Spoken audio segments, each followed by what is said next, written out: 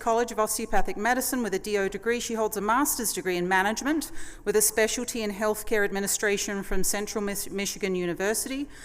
This only is the tip of the iceberg. There is some very important additional distinctions that we will go over today in my honored session keynote with Dr. Karen Nichols. Dr. Karen Nichols.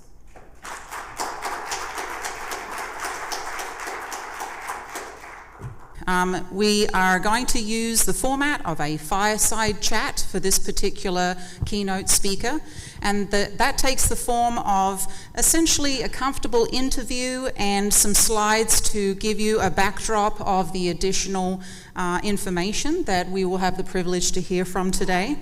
And with that, I'd like to start asking some questions about one of our most decorated leaders that we've had the privilege to have as a keynote.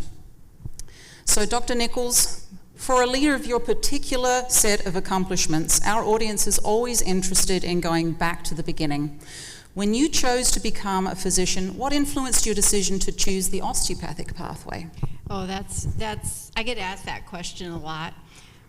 As a graduate of Arizona State University, I had never considered going to medical school. And actually that would even go back to going to high school here in Arizona. And one of the science faculty said, he went kind of down the list one day and he said, you should be a nurse and you should be a med tech and whatever. And I thought, I don't even know what a med tech is. But if Dr. Miller says that's what I should be, that's what I will do. So that was in undergrad. You just started by being a med tech. Yes. Okay. Yes. So I looked for a job here in Phoenix, working at many of the about 20 hospitals, and in about 3 months, my position was at Phoenix General Osteopathic Hospital. They were paying a little bit more than the other hospitals in town. In about 3 months, the pathologist said, well, we'd like you to take over as the interim chief of the lab. I was 22 years old and supervising 60 employees, some of whom were triple my age. That's 2 years in from becoming a med tech. Yes. Wow. Well, actually 3 months in after becoming a med tech. Yes. And frankly, I was too clueless to know that I had no business doing that.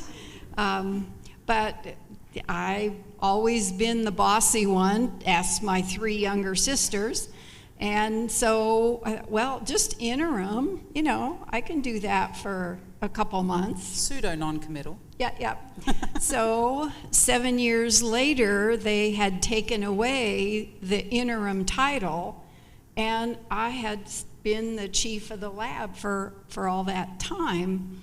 And one day, the pathologist called me in and he said, I have no idea why, but he said, if there's anybody that I would encourage to go to medical school, it would be you. And I was just absolutely floored.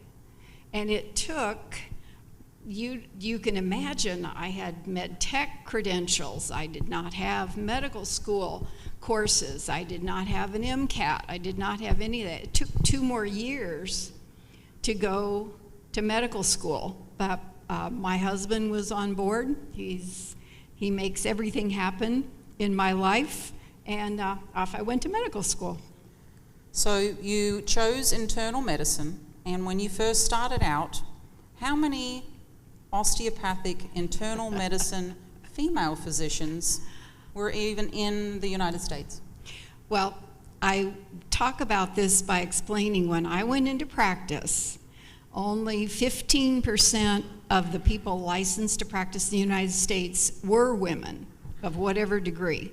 Less than 5% were DOs, and women DO internists in the United States, all 4 of us knew each other. So, not very many. I'm serious. That's not a joke. I'm serious. So you start now your career after connecting with somebody that you had worked with before who somehow looped you into coming back to Arizona to start practicing. Tell me about that story. So my parents had moved us here when I was in grade school, and my three sisters and I all married men from here. But I went to school in Kansas City, as you said, but we were looking where would be the right place to go into practice. I mean, almost everybody that went into internal medicine was going to be a general internist.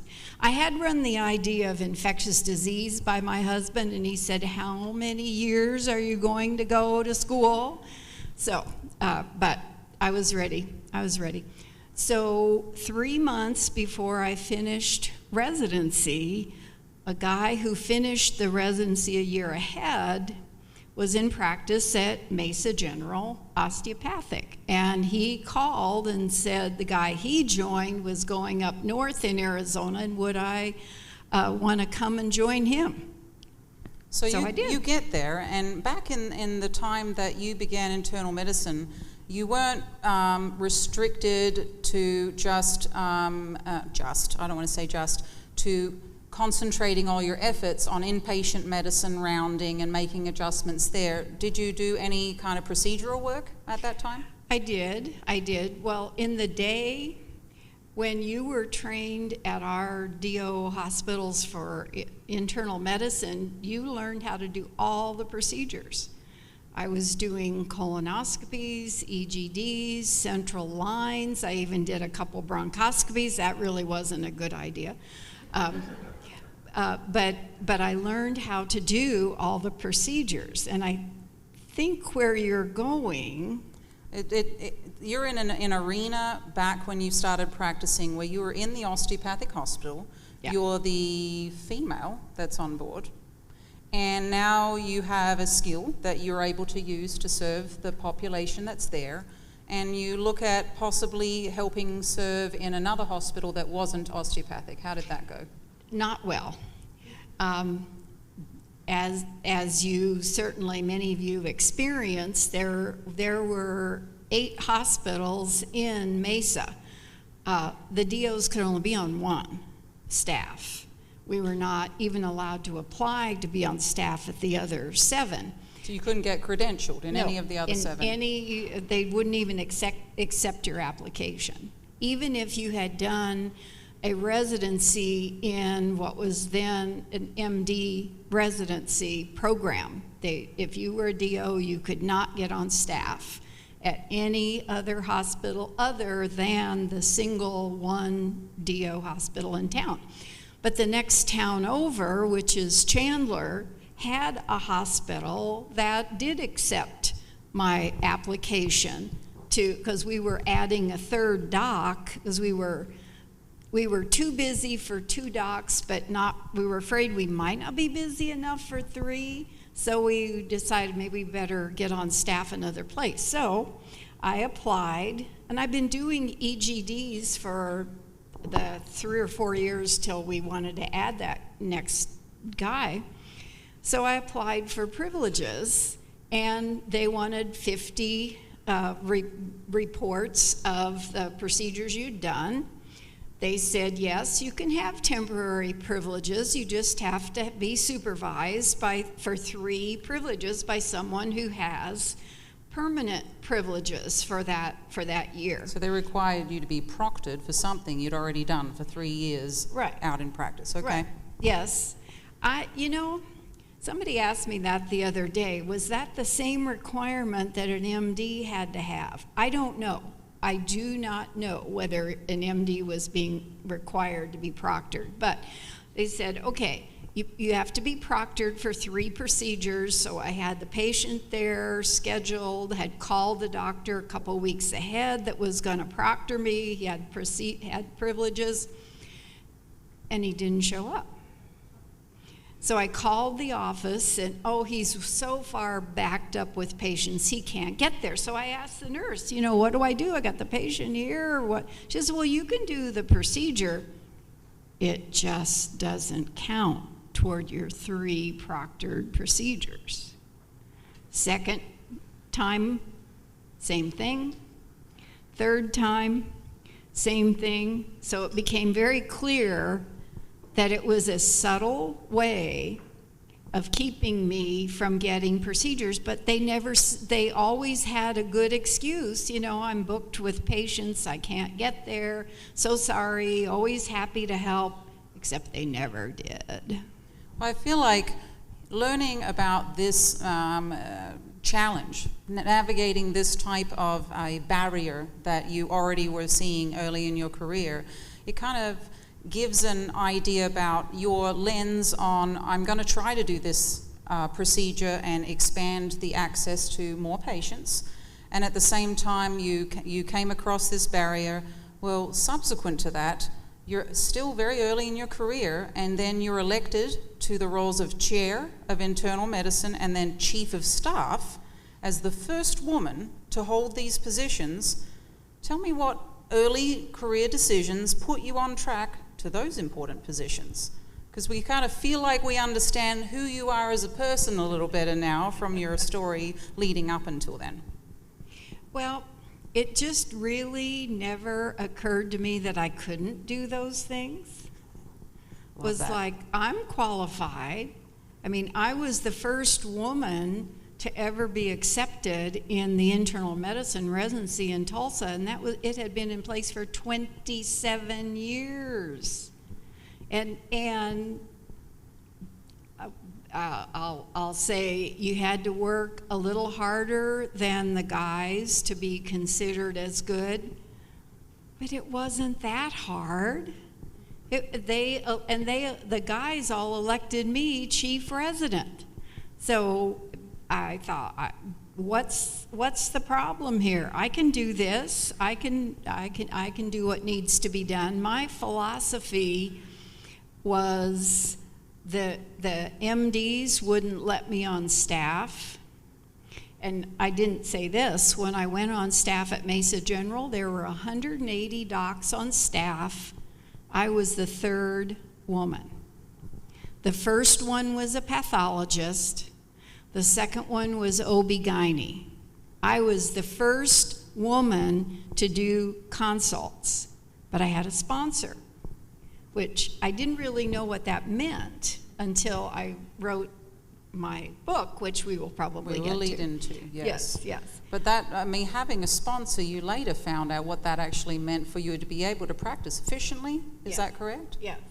Well, when I told you I joined the guy that finished residency a year ahead of me, and we were very good. We're still very good friends, and he sent a letter to all the 180 docs that admitted patients to the hospital and said, it doesn't matter who you order to do consults, Karen and I will alternate nights and weekends.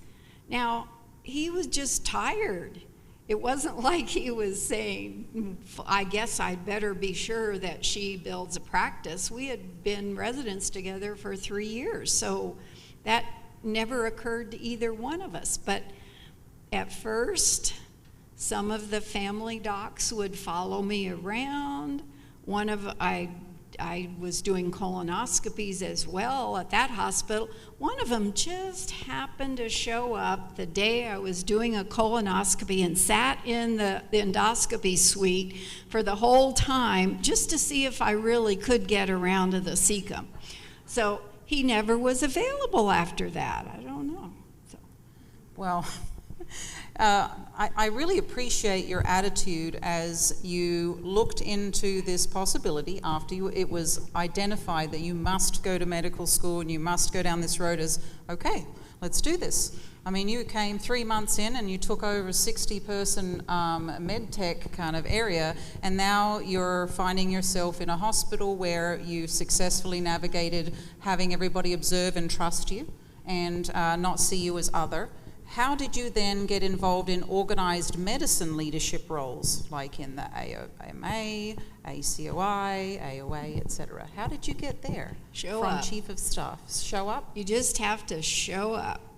And my advice, I do speak about this a lot to students and residents, show up and volunteer for the job in organized medicine that nobody else wants. Membership and fundraising. Nobody wants to do those things, and whoever did it before you probably did a pretty crappy job. So it's not that hard to take it on and show that you're willing to, or check people in at the desk for the meeting. Just be willing to take whatever position, and if possible, one that nobody else wants to do, and then just do a reasonable job, and pretty soon they'll say, well, we need somebody on the board.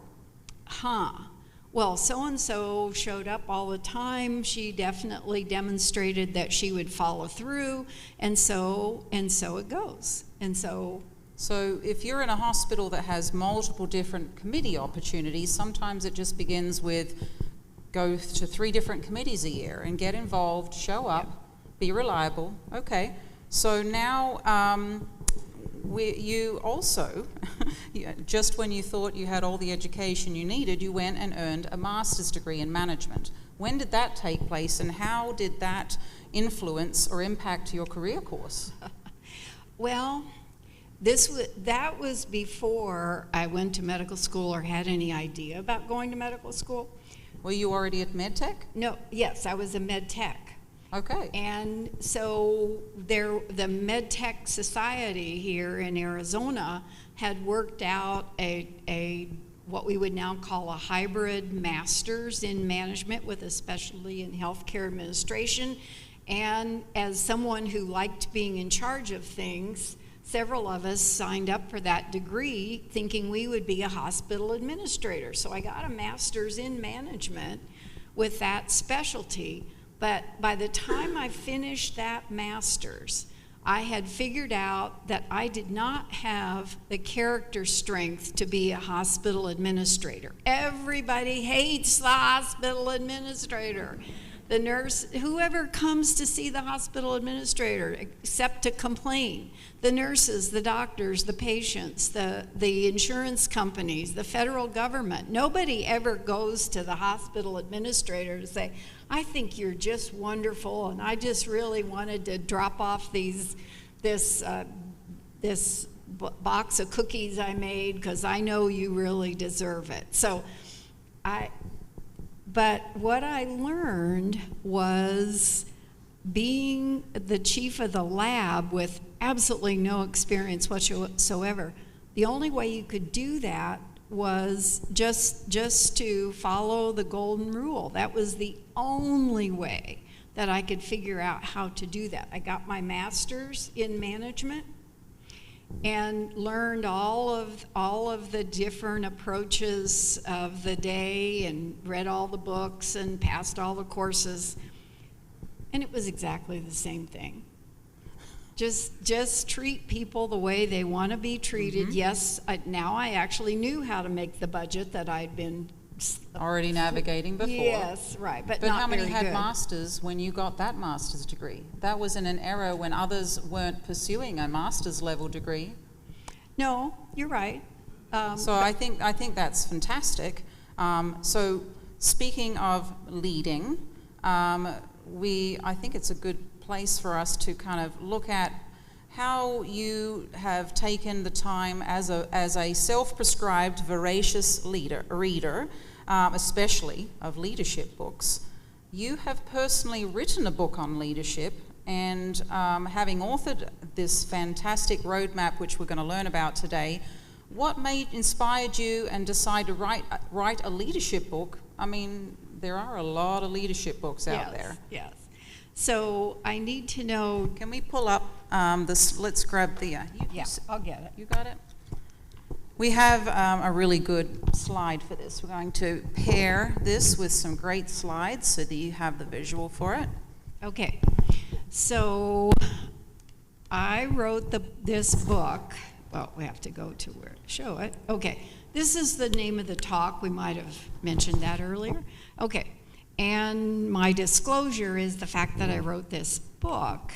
And indeed, I don't get any of the royalties. I donate them all to the Nichols Scholarship that goes to a medical school student, $5,000 a year annual award, and my family and friends started that. That was quite nice. I have left this PowerPoint. Julie has it. So you have it accessible in your app. You'll be able to have access to this QR code. Okay, and we'll skip that. So we'll segue in there. Go to the slide that you have your book pictured. Let's go. We'll come back to these. So it should be forward. I can see it there. That one, yeah. Keep coming. I'd like you to see so you can have the visual of her book. It's coming. Did we miss it? The book picture, I think, was back at the. There you go. No. Okay. Back at the front. You can go back to your. Okay. Okay. So you wrote a book. Let's segue in here. We actually are looking at why you decided to write a book on leadership, because there it is. Okay. We'll keep this one up. So when we're looking at physician leadership, a roadmap. Aren't physicians leaders already? I mean, isn't that what we literally do every day? So why would you need to write a book on physician leadership?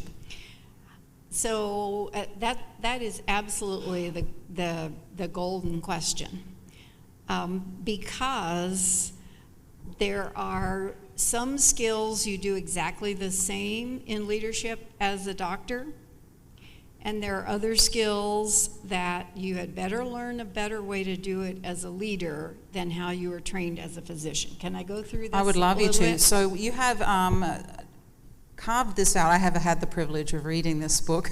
So she did a great job creating categories and walking you through all the considerations. I found it pretty extensive and almost exhaustive. So walk us through the way that you've roadmapped. Okay.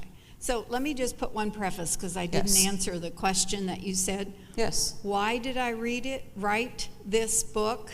I've been teaching leadership for 20 years. People would say, well, after workshops, seminars, I do some coaching and mentoring, and people would say, so what kind of book should I read? So there are two really good books on leadership, and they're over 500 pages each. So obviously no doctor's going to has time to do that. There are a couple of fairly good, concise books, but when I would recommend those, the doctors that I'm working with would say, well, that's not how doctors look at things. And so I could not find a book that was concise, that looked at it from the perspective of a doctor, so I wrote it. Because you couldn't direct them to the right one, and so you distilled it all down. Yes. I love it. So you go through different levels of categories and talking about why would we even want to be, as physicians, serving in leadership roles? Why don't we just be doctors? Well, this really does frame it in a way so that we know how to communicate and lead from both sides of the aisle, I feel. Go ahead. So there are really three categories. There are some skills that you do exactly the same as a leader, as a physician. I'll go into that in a minute. But there's some other skills that doctors do one way, and it's a disaster if a doctor tries to do that in a leadership role. And then I found there's this third category of skills that a doctor and a leader do exactly the same, but we don't. So just the same way, those are pretty basic. You have to have character and ethics and integrity, and I give some demonstrations in the book. By the way, I have made every mistake in the book, and that they are in the book. So in each chapter, she describes a scenario that she maybe approached in the way that she is not recommending you approach it, and then after educating and learning how you need to approach it, but utilizing that example, it helps you understand why you came to that other side to help us know how to do it better. Well, I couldn't figure out what was wrong with these people. I'm a doctor, I'm smart, don't they get it? If I bring in my budget and it's well thought and well considered, and they don't accept it, what is wrong with them? Do they not care about patients and elevating patient care to the next level? That's all we care about. I'm smart. I went to medical school. What are you talking about? Why are you not paying attention to me? So, okay, perspectives, flipping back to the same things. Perspectives, we do that very well. My 17 years of practice here, I had patients that were from the different indigenous tribes, and I had to learn their perspective about health and how to move forward. And then I had a fair number of people who had just immigrated from Bulgaria and Estonia, and they had very different perspectives. We get that. But the different ones, the different skills, I had no idea that I had an approach. I'm a doctor. I'm seeing my patients. I'm doing a soap note. I'm taking care. Actually, we all have different approaches. And guess what? The people you're trying to work with and convince have their own approaches, and they probably aren't the same as mine. So you describe a list of skills where a physician learned to approach it one way, but leaders have to do it differently based on their training. And so explain a little bit more about how you teach us how to look at both of those sides. So as a doctor, now realize I was in private practice, but I didn't really have to make a lot of relationships to get my patients taken care of. They were in the hospital. I ordered a consult. The doctor that did whatever surgery, anesthesiology, whatever was necessary. In leadership, it's all about relationships. People will do things for you as a leader if you have built a relationship. It's critical. Persuasion. Oh my goodness. I love that section. Yeah. She gives you a little forewarning, you'd be crazy to jump over this section, and I read it very deeply. Tell us about persuasion. I mean, I feel like in the era of COVID, we've had to hone our persuasion skills.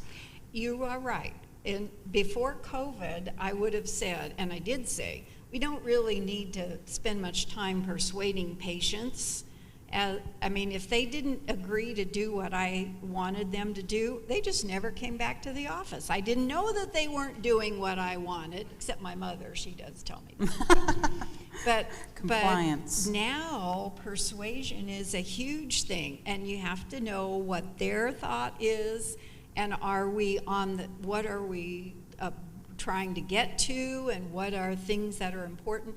I have to go back and read the persuasion chapter every couple of months because I'm trying to persuade somebody to do something, and thinking, wait a minute, I know how to do this. I wrote the chapter, but it's not intuitive. No, and you're trying to follow the golden rule, treat others how they want to be treated, and you also look at the business world and the administrative world and the lens they use to persuade people to their side, and then you look at how physicians approach it, and you come and say, how can we leverage the skills that they display to be able to utilize it on our side, not only for patient care, but also for your leadership roles, correct? Absolutely. You just nailed it. That's exactly. I still remember I've testified in front of Congress, and I see Dr. Gelb just walked in, and good to see you, Ernie. As president of the AOA, you testify in front of Congress, and again, it was, what is wrong with these people? They aren't doing things the way that they ought to do it, and I know because I'm a doctor and I have a lot of background. What is wrong with them? Persuasion. I was not acknowledging that there might be some value to their concerns, and if I didn't acknowledge that and plowed my way through, it was definitely going to crash. It turned into a disaster scenario instead of what you intended. Yes. So you have a third category, and this one sounds a little odd. It's skills that physicians and leaders perform in the same way. And if we just would do that, really?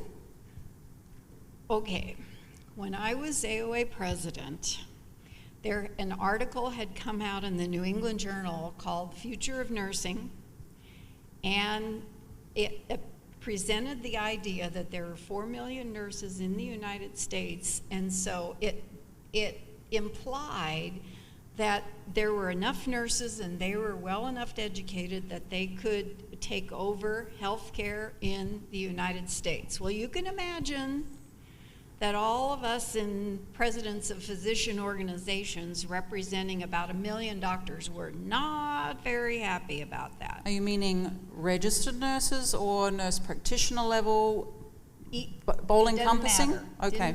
Didn't matter.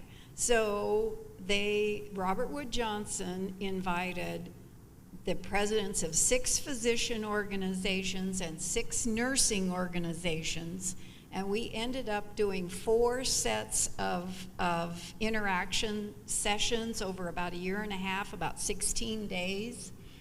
And one of the individuals that they hired to facilitate this interaction said he had helped, his team had helped negotiate the Middle East peace accords.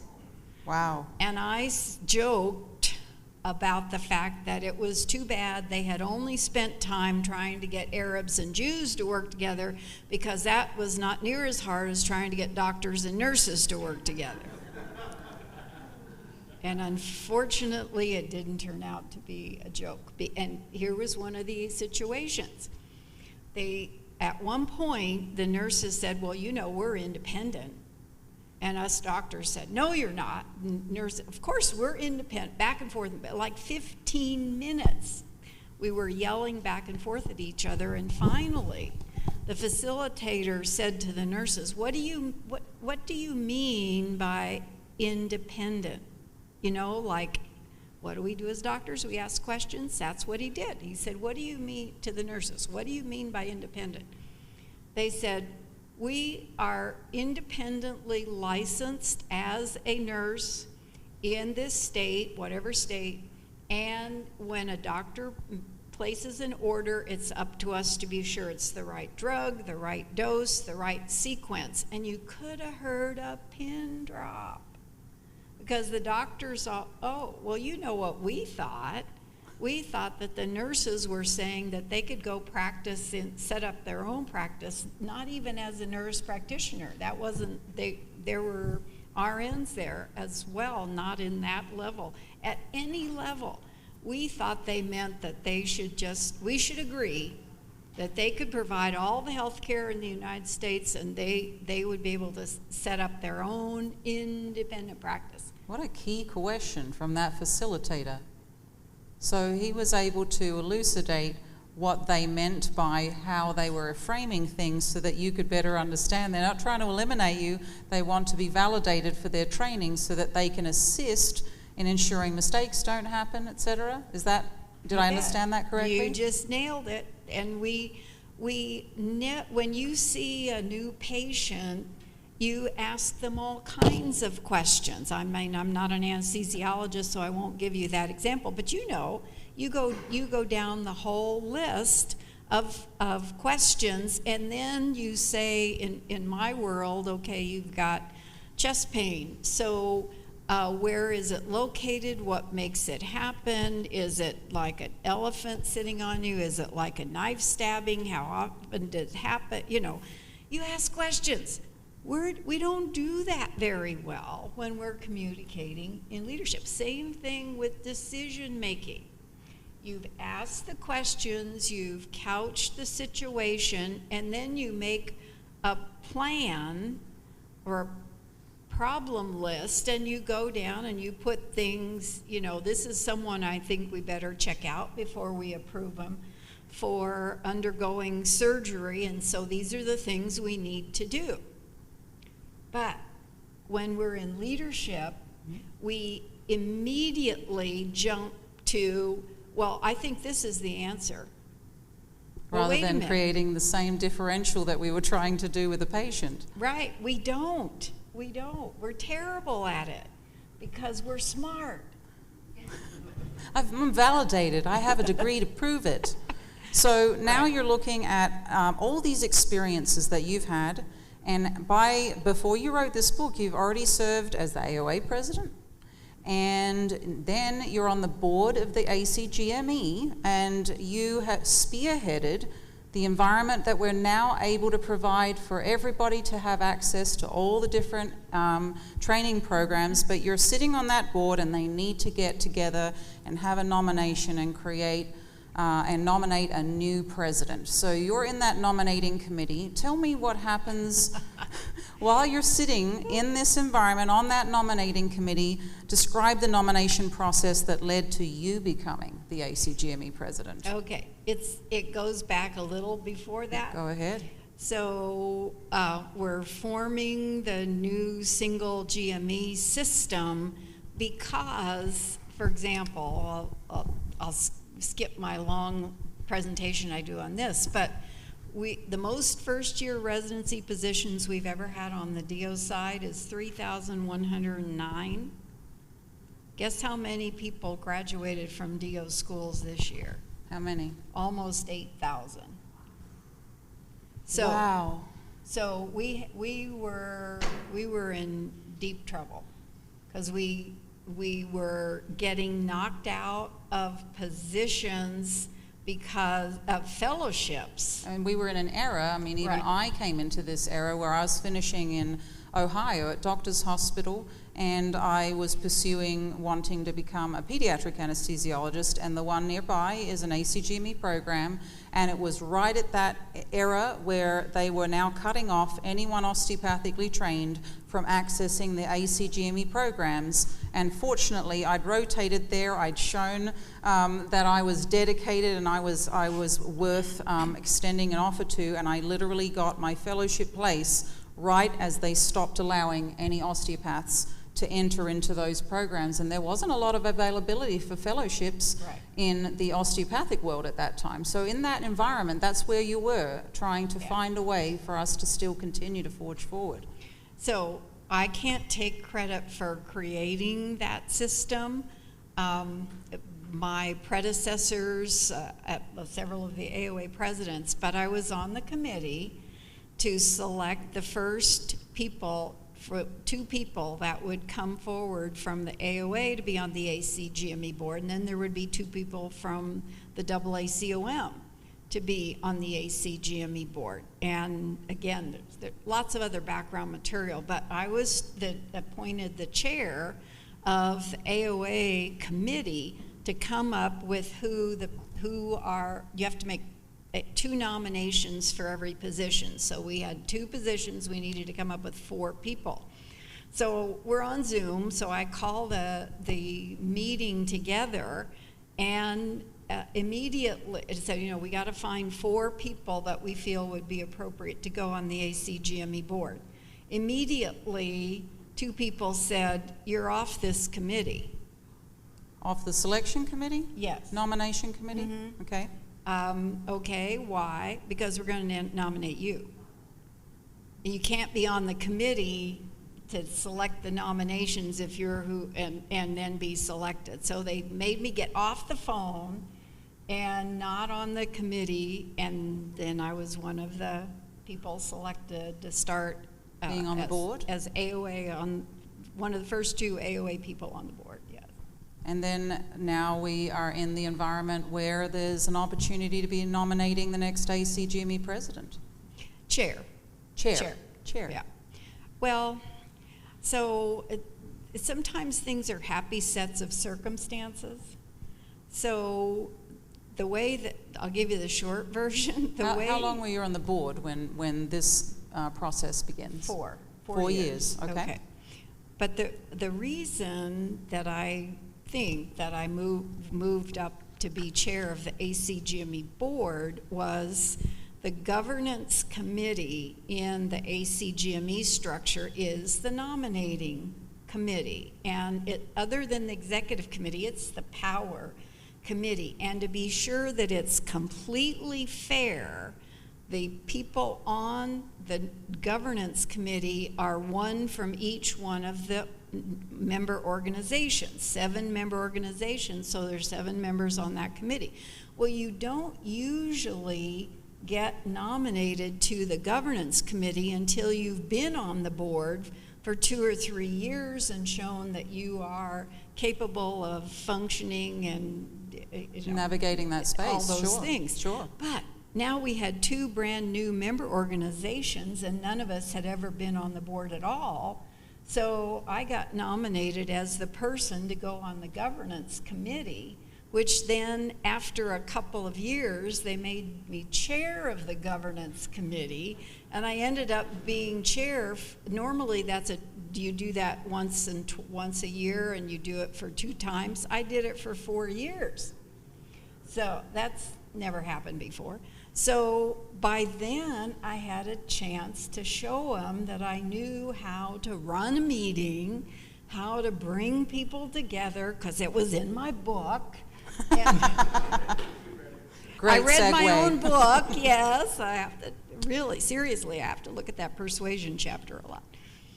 And they nominated me for vice chair, and that's not a succession. You have to behave yourself. So it doesn't automatically make Nope. you go to the next level. So, No. Okay. You have to behave yourself as vice chair, and then you might get elected chair-elect, and then chair, and chair is 2 years. So I've been on the board 8 years. Up until yesterday, I fell off the cliff at noon yesterday, so I'm not on the ACGME board anymore. You know, speaking of diving head into all of these roles that you're in, do we have a video lined up we'd like to show? I had the privilege to meet with Dr. Nichols this week when our Chancellor Gold of University of Nebraska Medical Center, who is a big leader, he was her predecessor as chair of ACGME, and I sat and ate lunch with her, and we were exchanging some interesting stories, and I found this one to be quite representative of how Dr. Nichols has approached her journey to all of the different roles that she has absolutely advocated for our profession in. And this takes place in New Zealand with a bunch of other friends, and she finds herself with an opportunity to jump off a bridge. Let's roll the tape.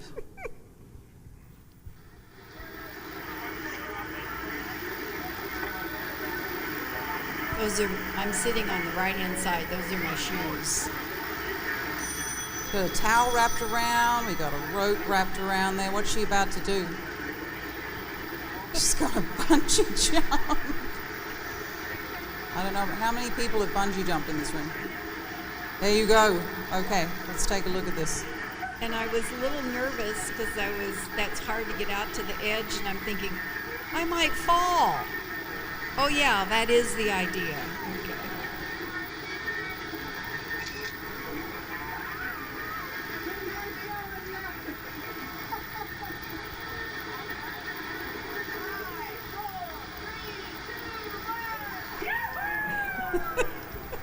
There's literally a shirt created for this. It says, "No fear."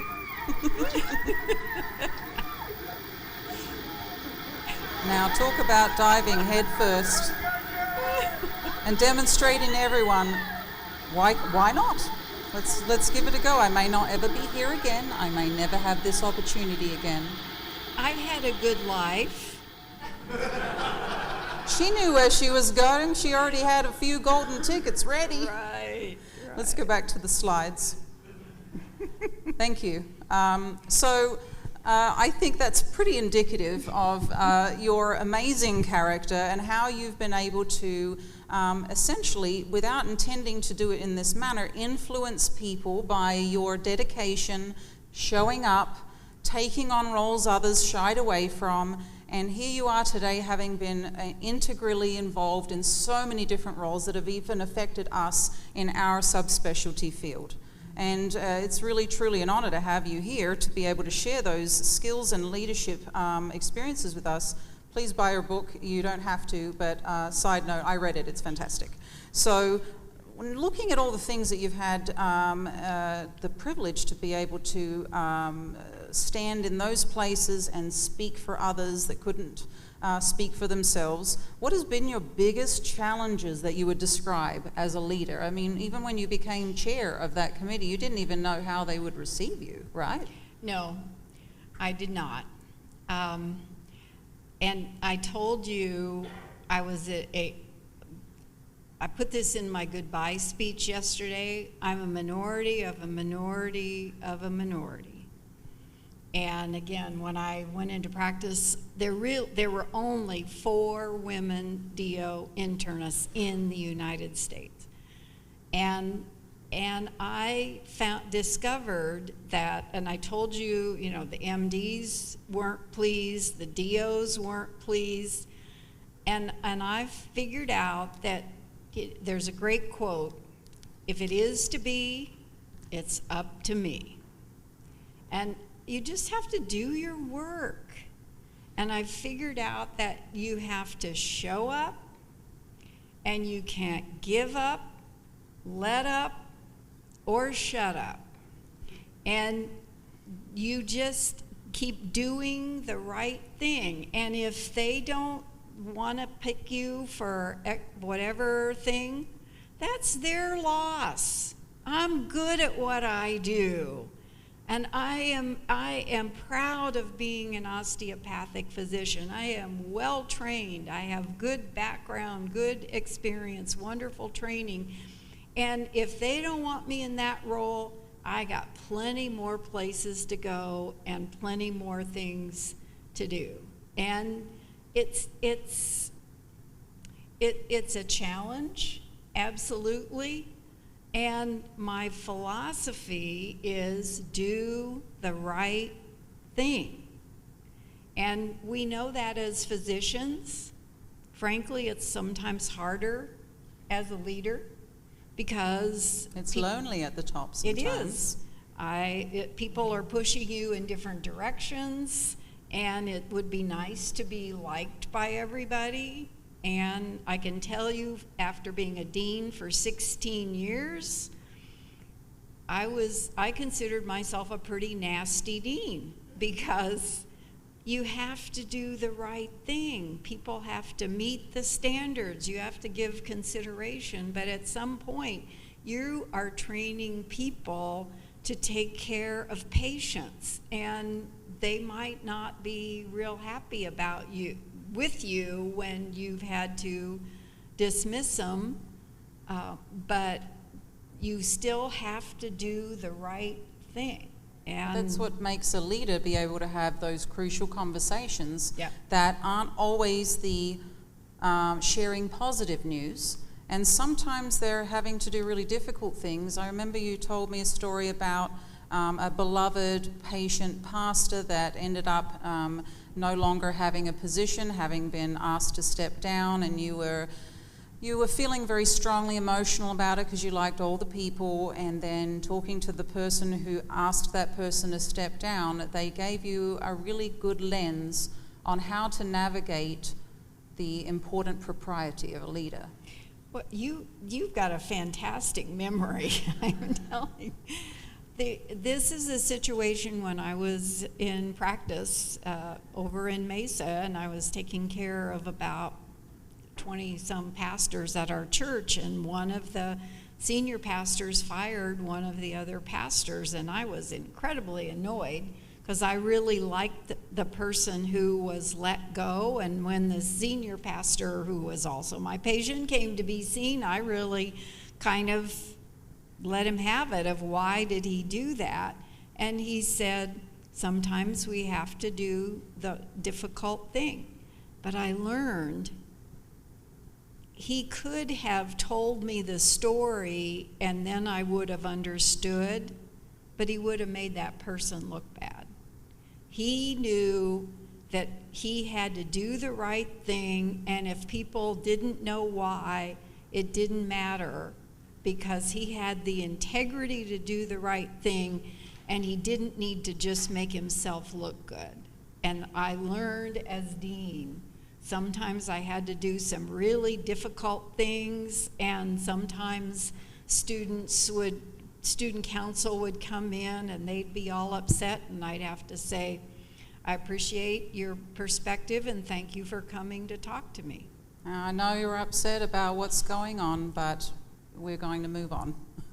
I appreciate that's very ethical and moral to take that high ground, even though sometimes it probably is hard to bite your tongue. Yes. Like, if only you knew, you would totally support me. Yes, but that would be very selfish on my part, and that's not what you're supposed to do. And you don't want to be self-serving. I have a really important question. Even I asked this myself, and I know many have asked this as we navigate advocacy and trying to find better ways to gain resources, etc. One of the top questions asked by physicians as they navigate the administrative space within their own institution is how can they best advocate for the tools and support as well as negotiate for adjustments in pay and benefits, where the lens of the business world is focusing on money making through revenue generating clinical activities, and how do we demonstrate the value added with physician development, wellness, retention efforts that have indirect value? How do you translate that? Well, I'm glad you asked me an easy question at the end. I really, that really is the golden kind of question. And it goes back to a couple really very, very basic perspective and persuasion. Yes. And even though some of the measures, if I was listening to the scenario you were creating, are indirect, no hospital system wants to be known as the nasty one that ignored XYZ. They want to be seen in a positive light. So, but just saying we need it, so there, is not going to be convincing. Understanding their perspective and bringing in how that persuasive approach can help them see that there is a bigger picture is always where we have to go. I used to tell one of the hospital administrators, and it's not a big system, but I said, we're supposed to be on opposite sides. You're supposed to be the money person. I'm supposed to be the patient care person. I have to work to that point, and you have to make sure that the institution stays viable. And that's not at odds with each other. We both want the same thing. We just have a little bit different way of looking at it. I think you did a great job kind of navigating how to approach such a scenario, or even coach others how to try to approach such a scenario instead of being self-centric and saying, all I care about is what affects me and those things that I'm advocating for. You need to be willing also to be humble enough and to be patient and look on the other side and say, what are their goals and their responsibilities, and let's see if we can take it in little steps and meet in the middle and slowly escalate, and eventually both sides will be able to find a palatable solution that allows for one side to still meet their requirements and responsibilities and us to be able to advocate as well. I think you navigated that very nicely in your book, and how to kind of shake hands across the aisle, but not just think about yourself, because you don't want them to do that either. So you need to be willing to do that as well, is what I understood and learned from the way you described it. And you won't always win. And you have to accept your battles, hard. Pick your battles. It's the negotiation section. What is your BATNA? The best alternative to a negotiated agreement. Yes. Because you won't always win. Real quick thing. Yes. No, we got time. You share whatever you need. Okay. Well, like I said yesterday, I said goodbye to the whole ACGME team, and I said, I highlighted pictures of my 3 chair predecessors, one of whom is your chancellor. And I had and plus 2, I'm only the 3rd woman in 41 years who's been the chair of that board. But the next one is a woman too, so we're okay. But awesome. Transition to the next level as well. Yeah. But when I became chair 2 years ago, I reached out to my predecessors and I said, you know, I'm a little nervous about this. I'm a DO, you've never had a DO chair. I'm a woman, you've only had 2 other women. You know, how can I be sure that I am most set up to be successful in leading this organization? And they all said the same thing. It's not about being a woman. It's not about being a DO. It's not about you at all. It's about the mission.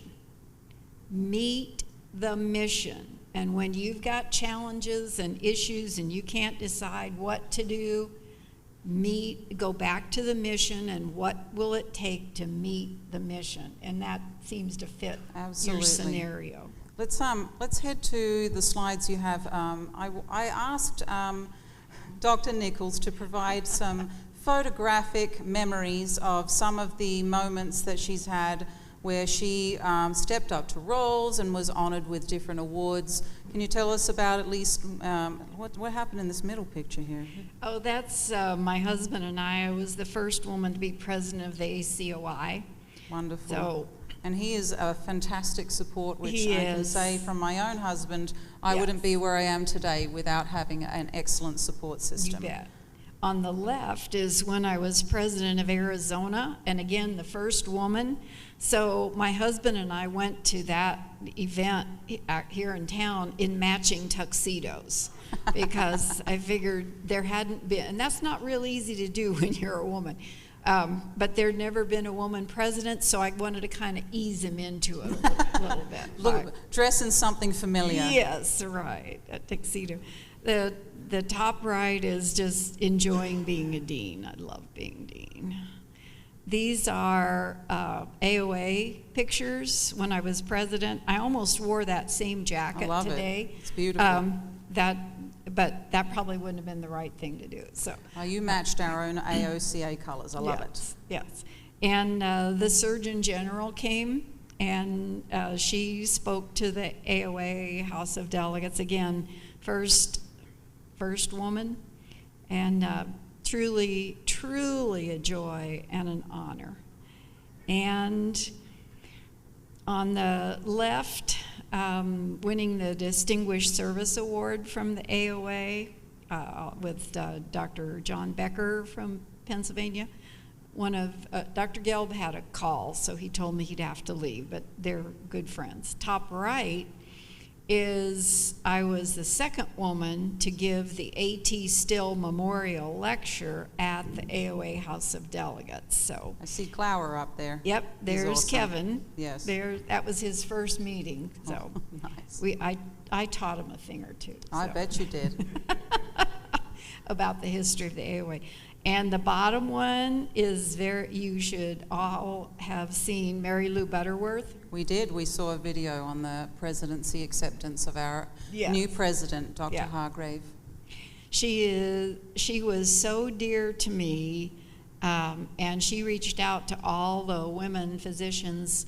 That 12% of my class in Kansas City were women, and she would take us out on her pontoon boat, and then when I was on the Kansas City board, she was now like emeritus something t'other faculty and on the dean's staff. And she said, I'm turning it over to you. You're going to be, She getting passed older. the baton. Yes, Nice. she did. She said, it's up to you. You're going to have to take over and handle this. And I'm thinking to myself, well, I was going to do that anyway. Put a stamp of approval, Yes. though, from somebody of her caliber. I loved her so much. So, and I threw this in. the PBS station in Tampa did a documentary on women in osteopathic medicine, and Mary Lou's prominently featured in that as well. Awesome. And I think those are all our pictures. So. Well, I invite everybody to come up and ask your questions about leadership, pearls, pitfalls. We've covered a lot. I would like to take the moment to present you with the award that we discussed at our conclave on Saturday night. And Dr. Emma Dell King, one of our most prominent leaders in our organization, relayed to me a time that she met you for the first time in Chicago, and she literally had to genuflect in your presence. She describes your leadership excellence and how you have never hesitated to step up to a challenge, and for that reason, you are the recipient of the award that bears her name to honor and recognize your contributions. I have that right here. Please come up.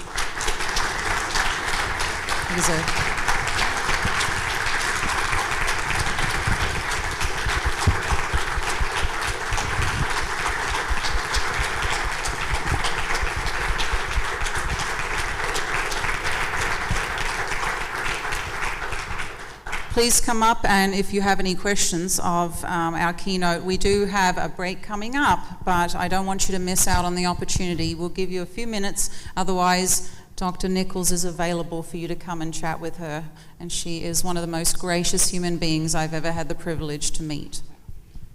Thank you. Thank you. And I love Adele, too. She's a dear friend. Bob Snyder, I met you years ago when we were both presidents of our respective organizations, and I just want to commend you for your service, your dedication to our profession. I learned about communication from my daughter. One day she was telling me a story about some problems she was having, and I started to offer her suggestions, and she says, I'm not asking you to create a solution to this, I just want you to listen. And that changed my approach to a lot of things.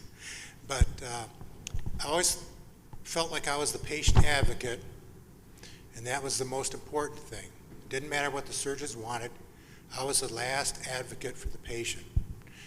And persuasion, I think a lot of it I learned from working in a community drugstore selling products.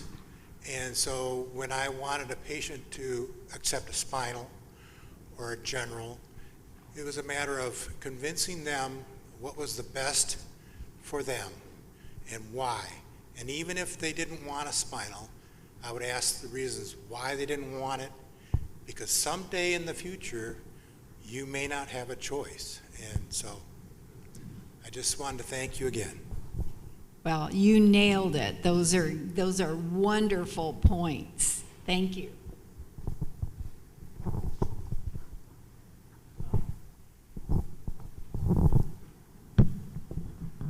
Nathan Berry. I was just going to, first I thought I was going to ask you about your regrets. But more importantly, I think for us, many of us don't take on leadership roles because of potential regrets. And I was wondering if you could just touch on that, how we could overcome some of those fears of taking away from our family, taking away from this, our practice maybe not doing as well because we're not around as much, or whatever, all the things that go through our goofy minds trying to not do something. That is such an important point.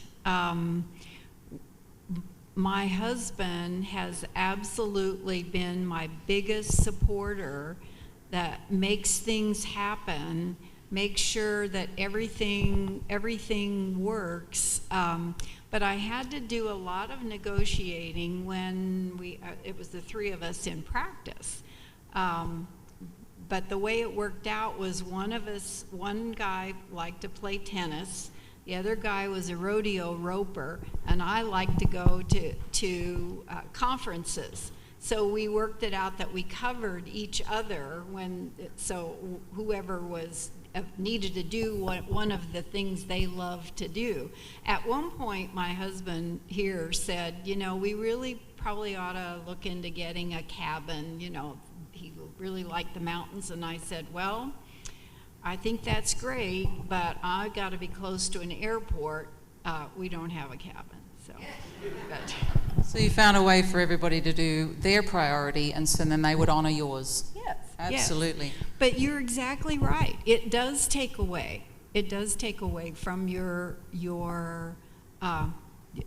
family and your time, and you are touching on something that so many people have to deal with and say, this, I can't make that kind of a challenge. I can't accept that kind of a challenge right now, but later things change, situations are different, and then I can, and I would encourage you to consider doing that. So. And you'll find a lot of institutions now will pay for the time that you're giving, so that, like, I have 20% of my time that is used for perioperative services direction, and so they pay me what the salary would have been if I had been doing clinical during that time, because they're showing they value the physician leader in that role, and so you would need to negotiate so that you're reducing one, adding another, so that you're adding value in those areas and still feeling the fulfillment when you engage in that space,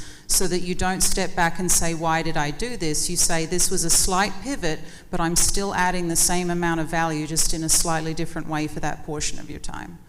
And again, the negotiations chapter is really important, because we don't do that. We think, well, you know, I'm really pleased to have this position, and maybe I shouldn't ask for this or ask for that. Well, if you don't ask for it, you don't ever get it. So that was a hard lesson for me to learn. Oh, I'll be fine. I'll do this. It'll work out, whatever. And then I've got other friends who read the negotiation chapter before I wrote it. And their outcome was different, rather than straight altruism, because you deserve to be remunerated for the value that you add because of your experience. I agree. Yeah. Dr. Jaffe. Hi, Dr. Nichols, Doug Jaffe, hail from Winston-Salem, North Carolina, where we don't have loud vacuum cleaners. But I wanted to just commend you on all of your accomplishments. I have a question and a comment. My question is, were you treating a somatic dysfunction with the bungee jumping, or did you have one afterwards? And you might need to repeat that. Can you take my microphone, I Doug? missed that. We have a lot of... I missed it, but it sounds hilarious, so please say it again. I wanted to ask, were you treating a somatic dysfunction with the bungee jumping event, or were you getting one at the end of that? Also, my comment is I was on the council of COSGP when I was in osteopathic medical school, and you were an inspiration to me and many other people, so thank you for all of your efforts. I remember you vividly at the many functions I attended, so thank you very much. Thank you. I'm really glad you said that loud enough that I could hear it. Thank you. Were you treating a somatic dysfunction? No. Okay. No. I mean, it was such a high to do that. Did you feel some cracks in your back? No, because it wasn't the parabola. A drop. It wasn't yes. Right. So without further ado, before we have a break, we're actually going to return back here. Let me look at what the time is. In 20 minutes, please go and support our exhibitors who support us in return. But please give a round of applause to our keynote speaker, Dr. Karen Nichols.